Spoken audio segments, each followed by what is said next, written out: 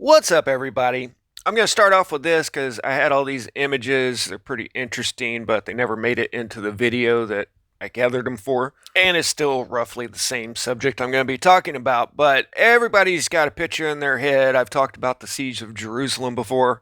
This was supposed to be 79 AD. And the way history's portrayed, you would think that everyone was pretty well isolated at this time. But Titus, a Roman general at the time that would later become emperor, was stationed in Britain when the revolt broke out in Jerusalem. And he sailed down there in a matter of weeks to maybe a month and took command of the siege. This is the way all of that is portrayed with the classical Roman centurions.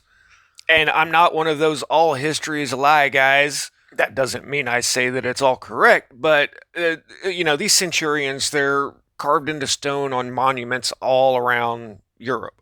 And since they are carved in stone out in public places, I would think that people of the Middle Ages knew exactly what they look like. But when it comes to the Siege of Jerusalem, they portray it like this.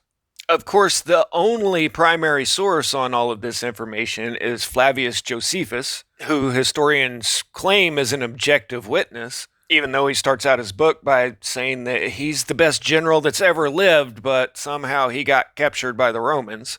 And from there, the siege goes on to read like a Wile E. Coyote Roadrunner cartoon. But I find it very interesting that they portray all of this very much in medieval garb. Emperor Titus is portrayed like a medieval king, a head taller than everybody else, which is kind of a royal bloodline topic all of itself, the blue bloods. But statues today portraying Titus shows him kind of as a short, squat guy wearing the classical flowing robes. But the painting portrays everybody, wearing these big, heavy cloaks and full armor. You would almost think that it's cold outside. I found several different depictions of the siege, and every one of them shows what we would consider medieval knights in armor. I've talked about the technology aspect of this several times before, but going from a lightly armored centurion warrior to full-fledged knights in armor seems like just a couple hundred years to me. It seems like that would have progressed pretty quickly. Another very peculiar thing about all of this is officially from 0 AD to 1000 AD, all of Europe accepts Christianity. And then after that 1,000 years, they decide they want to turn Jerusalem into a theme park for Christians. So why did this all of a sudden become that important after 1,000 years? I just pointed out how Titus was up in Britain and cruised down to the Middle East, no problem, but they act like it took 1,000 years for Christianity to reach those islands. So what if it wasn't 1,000 years in there? What if people all throughout Europe very quickly heard the story of Christ and what had happened and went down there after the actual people, or if not them, maybe their sons or grandsons of the people that did all that? Well, that would put the Siege of Jerusalem and the Crusades as pretty much being the same events. Keep in mind that Josephus is the only person in the world that wrote down anything about the Siege of Jerusalem. And the only archaeological evidence that we have supporting Josephus's claim is the Arch of Titus. I've looked into this quite a bit and done a video about it, and here's some pretty interesting things about that. One, the main bas relief here looks like it's been chiseled out and pry barred out. You see all of those holes where they pried it out from the original location that it set in? Well, they say that's because during the Middle Ages, the Frangipani family added another level to the vault. Because, well, I guess it makes sense to add a floor right here. The frieze on the opposite side shows the conquering Romans with all of their faces are destroyed here for some reason, but you see how it's carved out at the top and the bottom? That's because it's been pried out of its original location, and that's not what you would do to put in a couple of floor joists. What I'd really like to do here is be able to compare how the Romans are dressed and portrayed, but all of these are very badly damaged, to how everyone is portrayed on the other side that's showing the menorah and all of that. But all of the men here appear to be wearing headbands, which is indicative of the ancient Hebrews. So I'm not so sure that these are Roman soldiers carrying this stuff off. And then this story gets even more interesting because they have never found more than one arch commemorating a specific triumph. However, excavations in the last couple of decades have found a second monumental arch celebrating Titus's victory. And it just so happens that the second arch actually uses the Roman layout for these triumphal arches, which is 3 arches. This is the Arch of Septimus Severus. There are a couple others like it, and you don't have to be a student of architecture to notice the difference here. The Arch of Titus looks very basic compared to this one. And wouldn't you know it, this much more simplistic design provided a model for many arches built after the 16th century.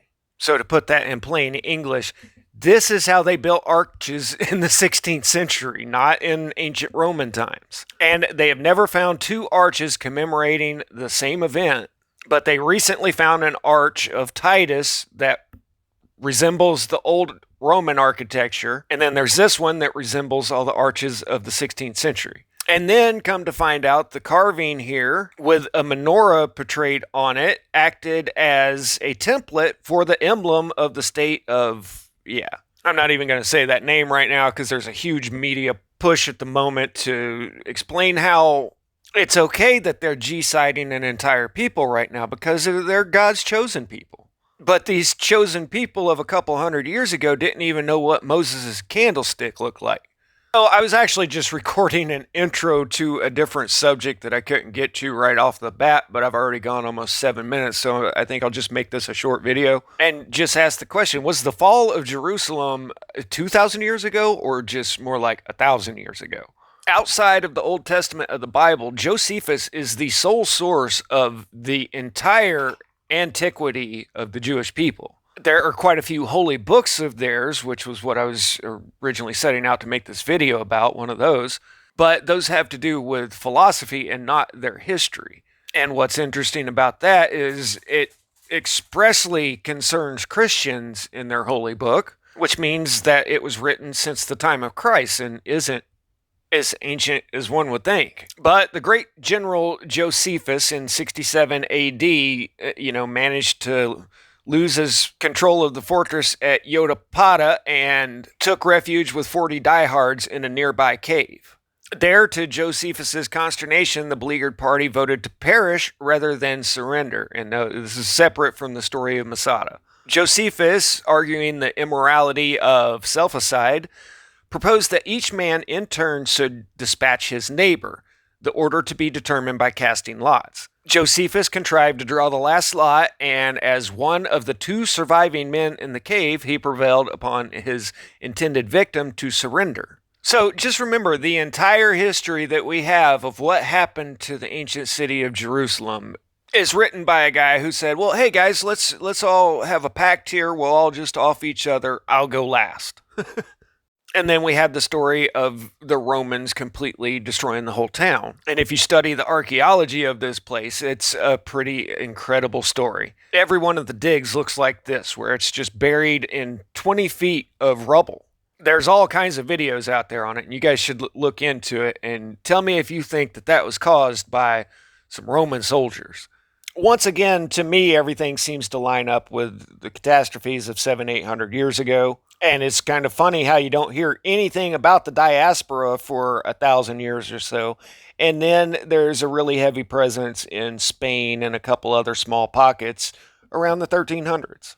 Anyway, it wasn't quite the video I was going for. I'll get to that, but I hope it's worth watching. Static out.